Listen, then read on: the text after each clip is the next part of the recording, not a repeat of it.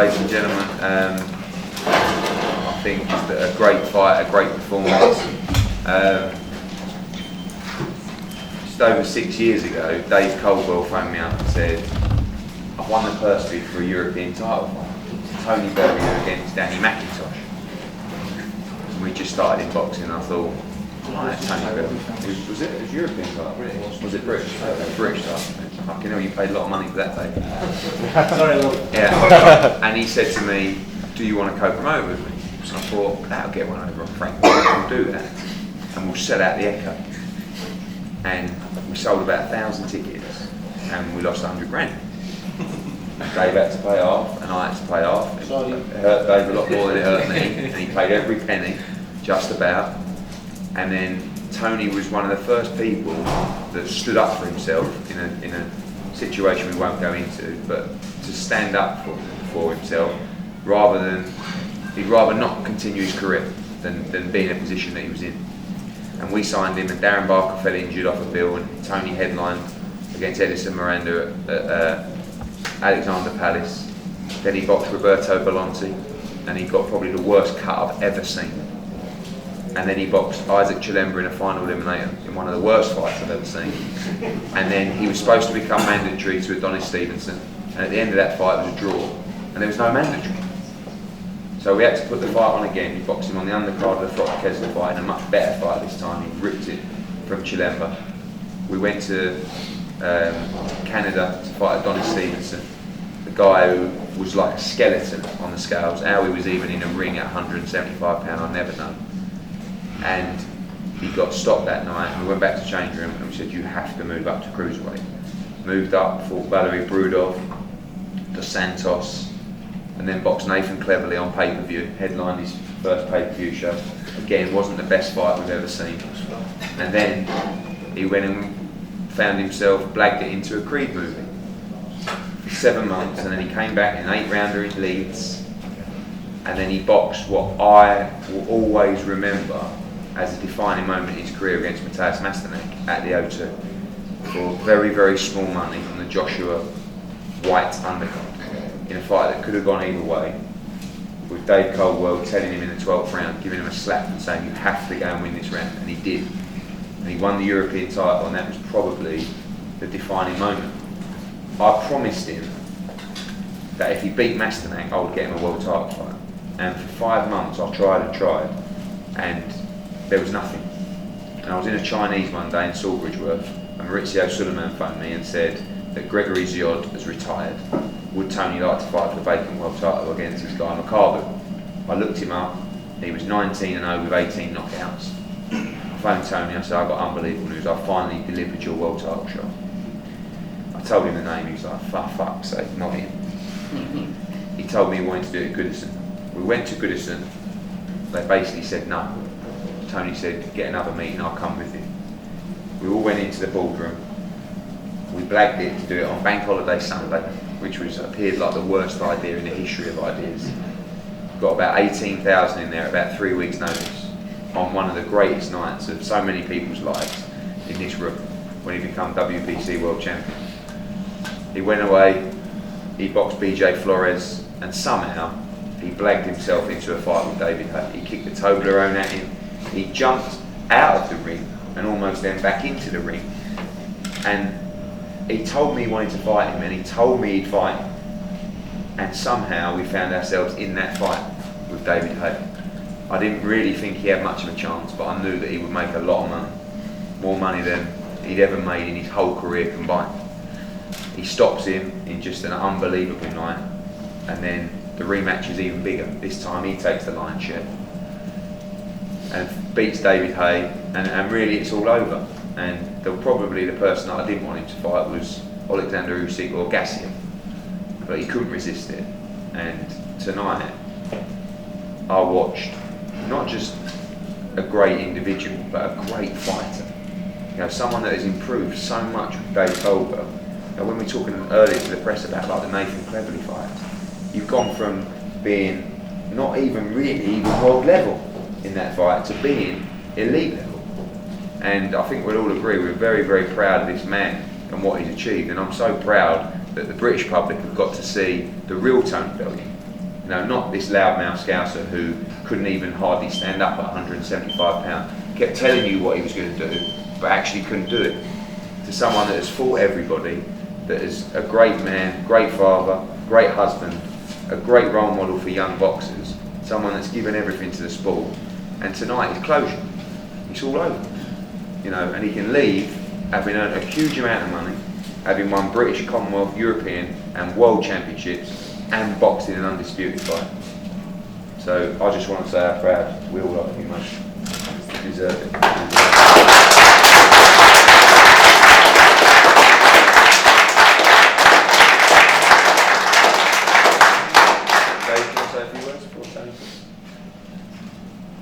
It's just been an incredible, unbelievable ride.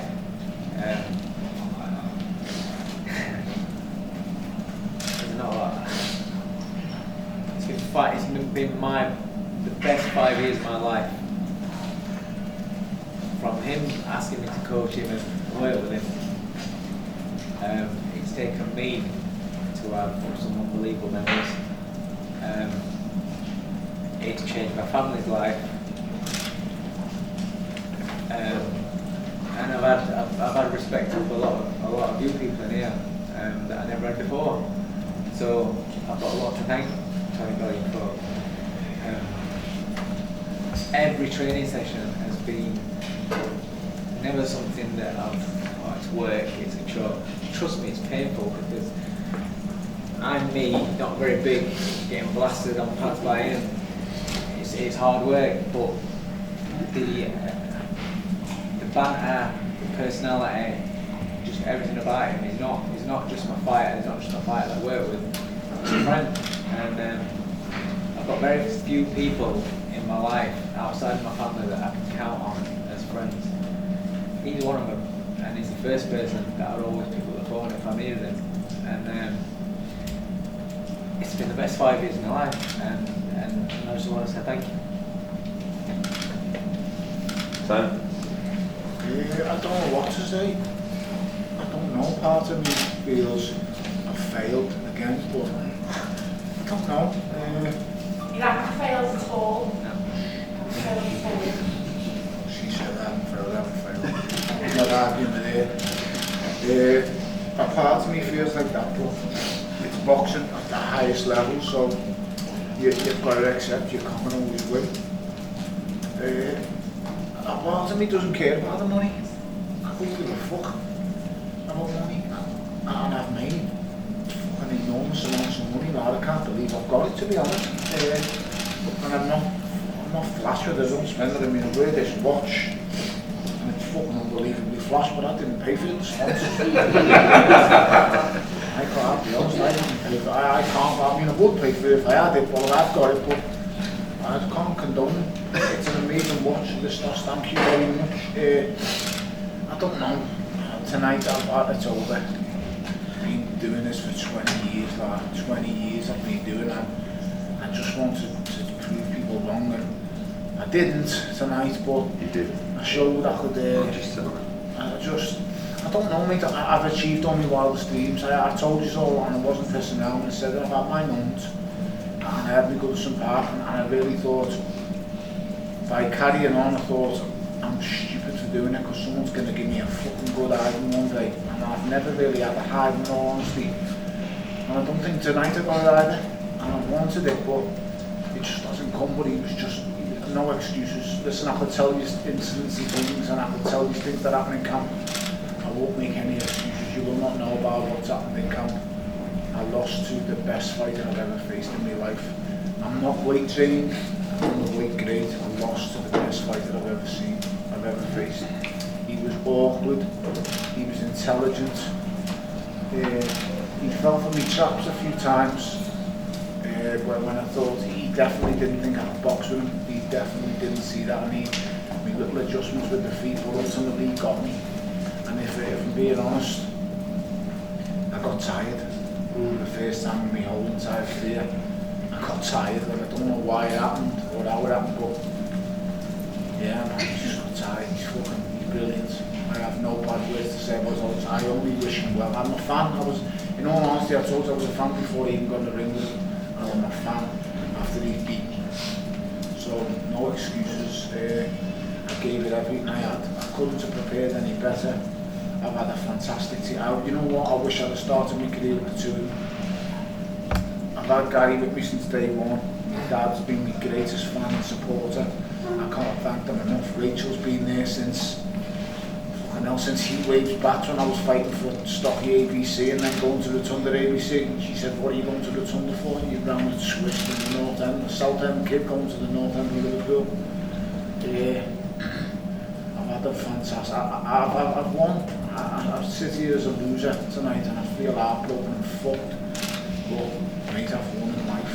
You've got to understand, when I left school, or when I was expelled from school, defending a school teacher by knocking out the kid and smashed the can of Ribena in her face, I had nowhere to go. My 3 boys are multi-millionaires, and I've earned it every single penny by fucking punching people in the face. I never dreamed this would ever be possible. I had no way out when I left school. There was nothing for me to do. I come from great parents. I've got the best father anyone could wish for, and I've got a good mum. So fantastic. That's what I'm proud of what I've done. It's just hard coming up like this. I thought I'd get to go out on a whim, but I lost to a great champion, mate, so there's nothing I can say. Thank you all for your support. Yeah, I've got a fucking hole in my lip the size of a penny. There's nothing I can say. There's nothing more I can say. I wish I'd have started my career with him, because when I come to my skint, I bluffed him to fuck. Tried to tell him I had a few quid. Tried to tell him I had a few quid, and I was fucking skint.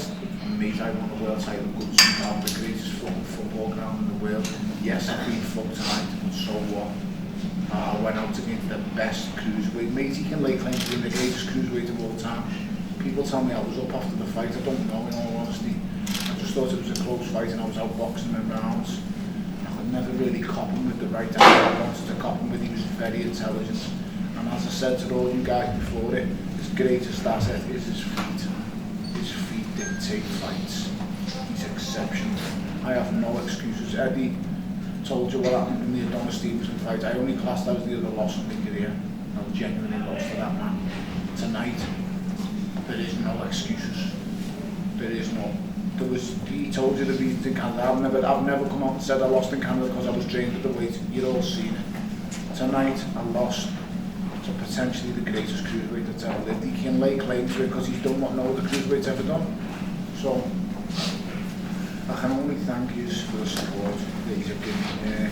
I'm glad that people have been able to see a different side of me over these years, because like he said, I have always been a fucking multi-scouser.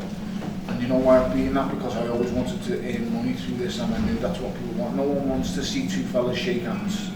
No one wants to see two fellas, what they want to see, and what you all tune in to see is some fella who goes, I'm going to punch your fucking face in, and you're going to punch my fucking face in. It's a shame that boxing's got to that, but it has. The mainstream boxing fans, it's gone so far down the ranks that it takes a lunatic to excite people again. And that's sad. That shows you how irrelevant boxing is becoming.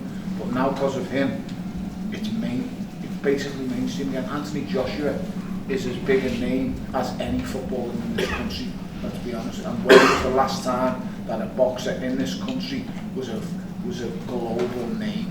There is no one. There is no other boxer in this country besides him. Nobody knows everyone like they know AJ, and he built him from scratch, from the very start up. So, and I've been very fortunate to be around these people. So when I started off, you got to remember, these Olympic gold medalists were flying around. I remember Chunky turning pro as an Olympic gold medalist, but there was never the excitement, and there was never everyone wants to see them turn up at the shows. I mean, the football stadium's getting sold out. And it's not just a one-off for like a super unification fight like Kazaki Kessler did many years ago. This is happening on a regular basis. Boxing in this country now is at an all-time high. And people will say, Tony, well, you're saying that because you did it. No, but that's because he's done it. He's made us, he's made me, he's made my family financially secure for the rest of my life. I never have to work again if I don't want to. And let me tell you, as a kid who was in school with no qualifications, I never dreamed that possible. I never ever thought that was even a pipe dream. So I'm very happy with what I've done. Thank you all for what you've done for me right now over the years. Even the detractors when you picked me to get beat, thank you, because it just motivated me. Tonight I threw one final shot at the dice. I'm not sorry I took him on. Usually fights in my position would say it was one too many. I'm not sorry I took him on, because I wouldn't have been able to live with myself if I didn't take on the challenge. I had to. When he called me name, I had to take it on. In my mind, I had no choice. It wasn't his.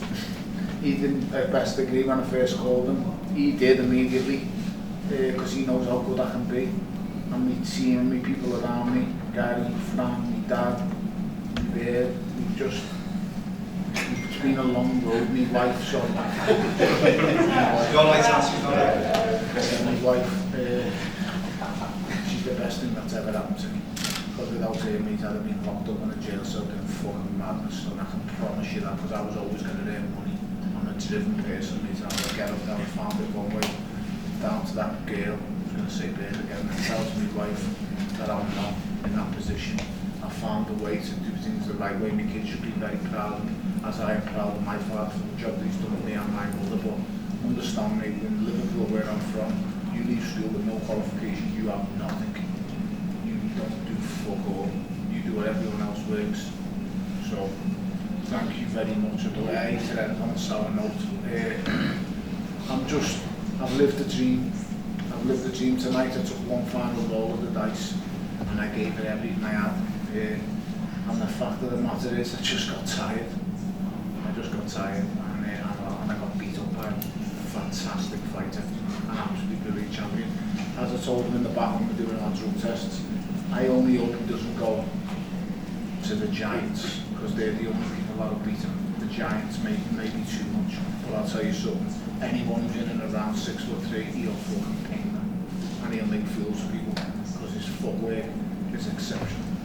Yeah, I was a fan before, and I'm a fan after. And I just hope people remember me for the night to Goodison, and I'm so happy that I've done it. Goodison Park, I can't. Even winning tonight wouldn't have even been touching the sides. I'm amazed at the reception I've had.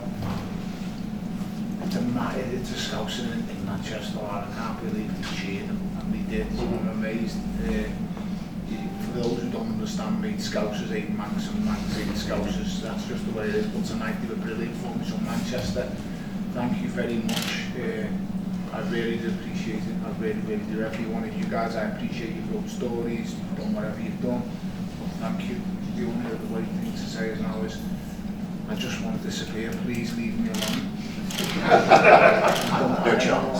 Tony, before we leave you, can you give us a little idea of what the future holds?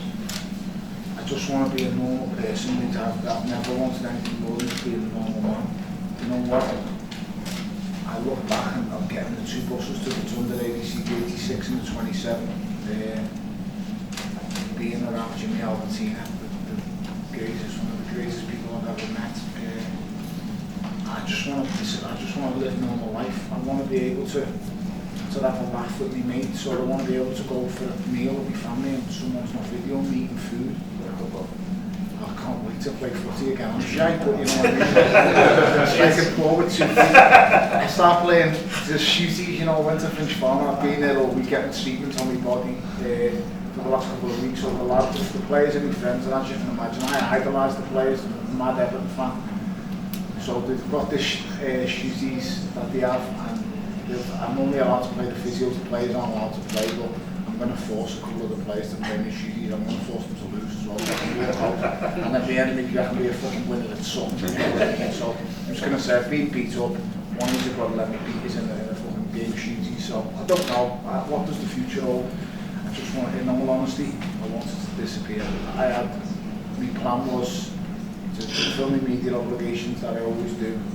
And then November the 15th, change my number and give it to very few. In all honesty, I know I'm perceived as someone who's a loudmouth and a fucking lunatic, but I'm just quiet, mate. I don't want big things. I just want a nice life. All I want is to be happy, and my children to be happy. I don't really give a shit about much else. That's all I want. I want to be able to, when I feel like I want Aldi. And it's amazing that I can do that. I woke up on Boxing Day this year and said to my kids, you know what, let's just go on Aldi. I can't believe I was able to do it. And little things like that mean the world to me. So, yeah, I don't want to brag or say, you know, I've earned all this. Yeah, I have earned a small fortune. I've earned 500 grand for the first hay. I earned 500 grand for the second hay. And tonight I earned another 5 grand, 500, so I'm putting 1.5 million. And I've invested every single penny, so it's gone great. So for the tax man, if he's listening,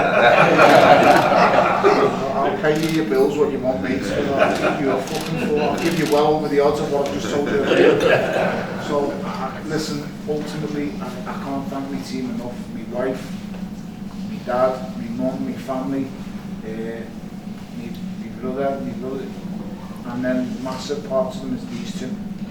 The Thunder ABC changed my life. I didn't start there, I started Stockbridge FC, but when I went to the Thunder I realised I met a man called Jimmy Albertina and it changed everything for me. It made me realise that I could make a living out of boxing. When I met Dave Caldwell, I realised that living, and I realised that boxing was just more than me going out and chinning someone and telling everyone I'm great. I realised it was about how I learned to defend myself, how I learned to counterpunch. And massive, all the success that I've had later in my career is down to him. Thank you very much to Mick McAllister, a brilliant coach, and a really good man. Like I say, I just wish I would have started with them. The most important thing in business at these kind of levels is trust and honesty. And while we've had many arguments, while we've had many ups and downs, he's always been honest. He's always told me what's coming in and what's going out. And that, you can't buy that. Matchroom Boxing is the most honest organisation boxing's ever seen.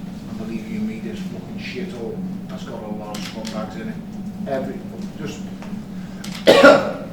You guys are all journalists here. Talk to fighters. Just talk to the fighters. See how many have been ripped off. See how many have been broken down. See how many have been took to the cleaners. If it's not managers, it's promoted. Just look. I'm not telling you lies. Just speak to the fighters. They'll tell you saying, I couldn't have asked for a better person to look after me career. And I'm not, like I said, people say he's kissing us. I don't need to kiss Eddie's ass. We've got a fantastic leadership. Thank you very much. Everything he said he'd do in that Nando's in Sheffield, he's done. And everything I told him I would do, I've done. Tonight I just tried to take that one final step. And you know what? I wasn't good enough, but I'll be able to live with that forever. And if I wouldn't have took this fight, that would have fucking killed me. Because I would have always been, was I good enough, was I good enough. And the fact of the matter is, I just wasn't. He's better than me. I can accept that. Believe it or not, I can live with that. Some fighters can't, but I can. I just wouldn't have been able to walk away if I hadn't. So that's it, mate. Any questions? Just ask me what you want to know. Yeah. Go on, Tony, you won't say it, but one of the reasons why I've enjoyed you so much is because you're so authentic as a person and as a prize fighter. You won't talk about that, of course, but is there some way that you walk away from the sport and you can admit that you perhaps put a template there for other people who can dream and come into boxing and make a way in the world from neighbourhoods that are very difficult to come out of? I would hate to be looked at as a role model, but what I am happy to be looked at is people who come from the place I come from. So you come from South Liverpool, just Liverpool on a whole.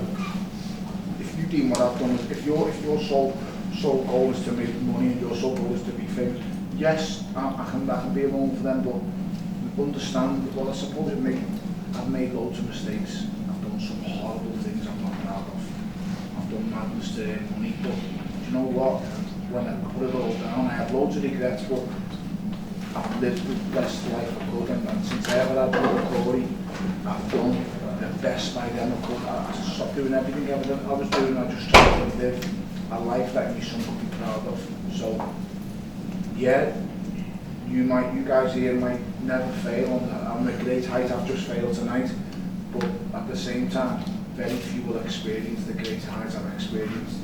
So if you class me as a role model for being that, then so be I don't personally can see it. I would rather look at someone like, I tell them to look at AJ, or I tell them to look at someone, I don't know, there's loads of good role models out there. But for me, I couldn't personally say from outside my city to look at a role model because I've done so many bad things over these, but at the same time, I'm very proud of myself because I understand what I've had to come to get where I've gone. Believe me, mate, it hasn't been easy. No one, very few believed. When I first got into a boxing ring, I was told, won't do this, you won't do that. People in my own amateur gym used to say to me, how can you say you're going to be a world champion? You'd have me to won a novice title. I won a novice title. How can you say you're going to be an ABA champion? You're only a novice. I won an ABA title. First ABA title. I sat there and Jimmy had been dead for a year. And I remember thinking, that was winning a world title. No one thought I was winning an ABA title. Nick peaked in the quarter there. Thought I lost my first fight and they've seen the ABAs every the fucker. But then he said it was a really close decision. He backtracked great over the years. The further I kept going in the ABAs and winning, he kept backtracking going, he's great, he's great. He's followed me ever since. He's been my friend. I've had a mad story. I could never have envisioned I would be sitting here now. I've just fought for the undisputed unified cruiserweight championship of the world against possibly the great.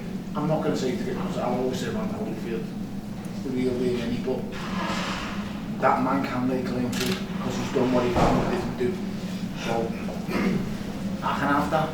I can accept that. I've gone out against the best fighter I've ever faced, and I've come into this with both eyes wide open. I just did think I was going to find a way because I always try my best to, but it's definitely over now, mate.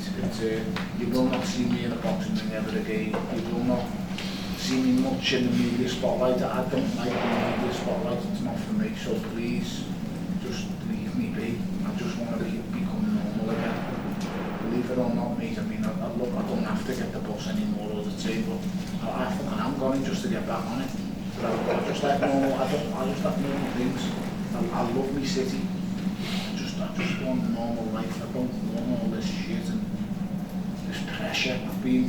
I've had a massive amount of pressure on me to turn professional here from Liverpool because, in all honesty, boxing became dormant in my great city. After Jimmy Neary left, at the time he left and things like that, it just died down a bit in Derry. Matthews tried to revive it a little bit, but it was hard. A couple of others tried, but in all honesty, it was put on me. And I was topping bills in the Echo Arena for 10,000 people. I'm fighting the likes of Owen McKenzie, getting splattered on my face twice, having to get off the floor. And it's madness, mate. I want the other boys to shine. I want Callum Smith to have his time. I want Callum Smith to fight at Anfield.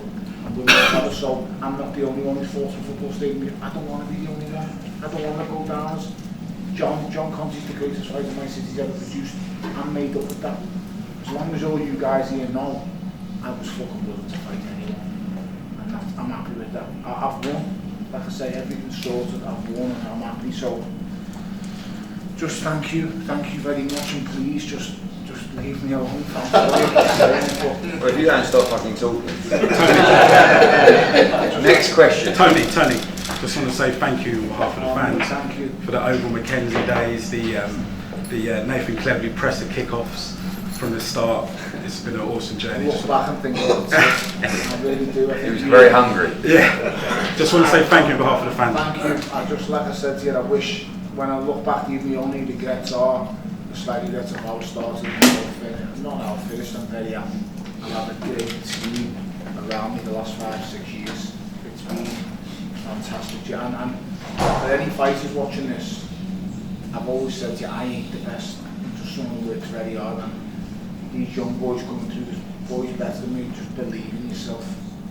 Just believe in yourself and live the life because I've lived the life. That's the one thing I can honestly say. I've never abused my body, never took a drug in my whole life. And I've lived the life, and people like him give me good opportunities, and I've took them with both hands, every single one. Never listened to these fellas.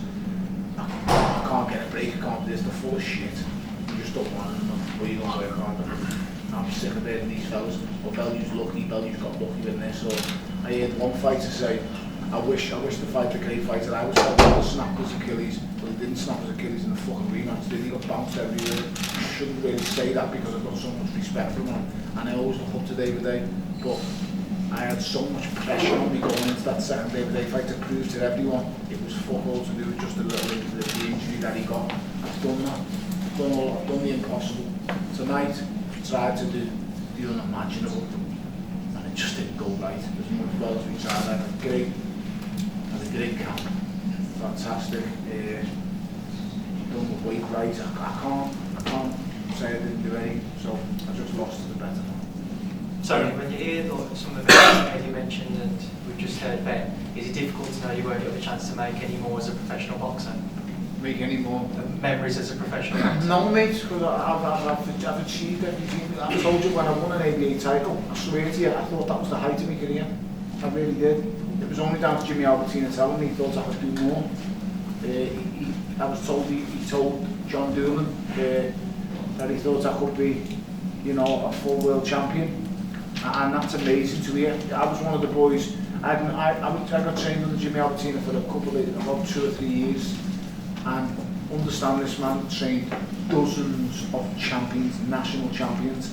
I was asked to carry Jimmy Albertina, one of the greatest things I've ever been asked, because of what Duke, who's one of his best friends, told me, that you would be a champion.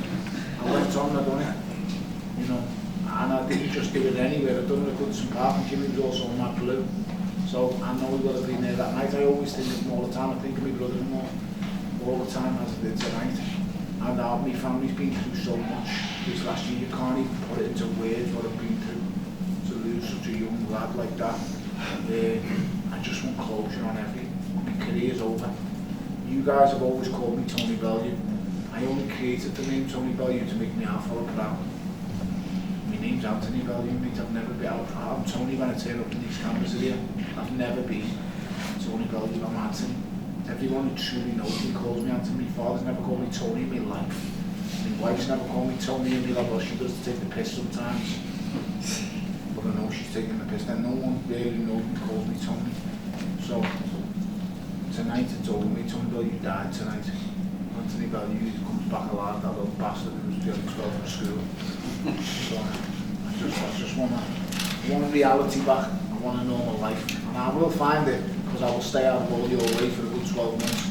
Even though Sky want me to carry on working. I mean, the plan is not TV. I just want to disappear for a bit. And thank all the boxing public. I think so many people wrote me off coming into this fight.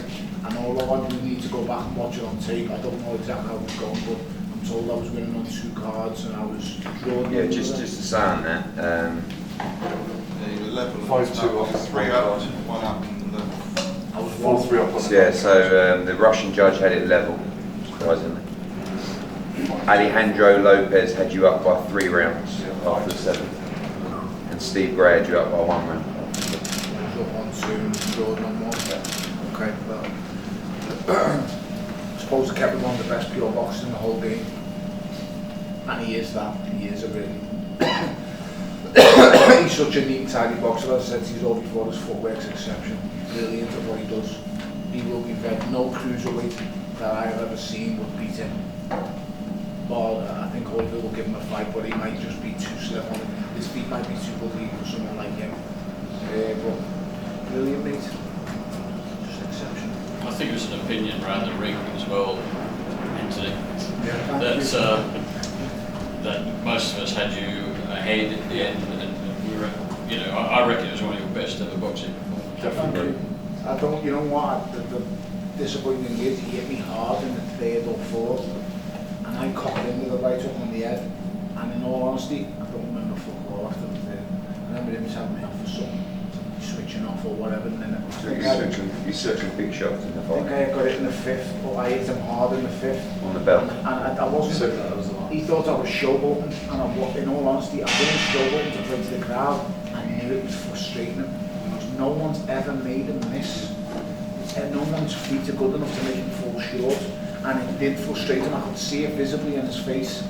And I also know I caught him with a right hook that he will have felt. His manager just said to me, he said, you punch very hard, but so I'm not saying that any for me. So he's just brilliant at what he does, mate. I can't knock him. He's the best fighter I've ever fought. He's the best fighter I've ever shared the ring with. And it's all down to the feet. People don't watch boxing and see the same shit that I see. The things that can make such a massive difference. He's not the biggest puncher. He's a stiff puncher. You can get your respect. In the 3rd round when he hit me, I thought, I understand now finally why they don't just jump all over you and rough you up. My plan was going in, rough him up, hit him to the body, and make it very, very uncomfortable for him. But in all honesty, I couldn't actually get close to him to grip him down. My plan was to wrestle him a little bit, fuck him up, really annoy him. And every time I got close, I couldn't grip him. He was just, he's brilliant. You've got a good one there, loud fuckface. Fucking came with the champion, the champion. They said to me, the promoter came to me actually in the corridor after me. We don't look very happy. I'm like, oh, you know. Because you spent a fucking... 24 hours. You've got a fucking champion in him. As I say, stay away from the monsters. I think he could actually... I'm not going to say the looks, I'll start saying it. I'll just wait. I'll be watching. I'll be a fan going forward, and I'll just enjoy getting, should I say, getting fat. She's looking at me to say you fucking won't get fat. I'm gonna get bigger. I'm gonna get back to 17 stone, what it was when we started this bastard camp. Yeah, I just want to enjoy life, like normal life. What you guys take for granted, I haven't been able to do. If you want to have a pint on a Saturday night with the lads, you want to go to the match and stay behind and have a pint. I haven't been able to do that for 20 years when I feel like, so I just want to have a life. Any more?